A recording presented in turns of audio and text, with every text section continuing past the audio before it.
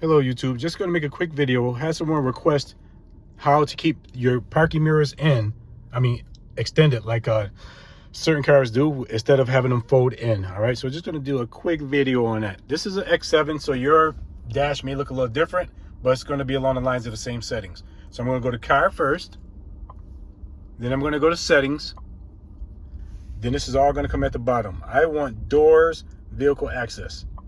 Press that. You're gonna have all of these different options. So we're gonna go scroll down.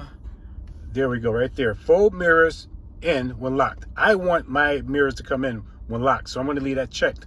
But if you don't, this is what you do. So I just uncheck that. I'm gonna get out my car so you can see what's gonna happen now. Usually, when I lock my car, the mirrors will go in. So let me see, I'm gonna walk away because I got the auto lock on. We hear the beep.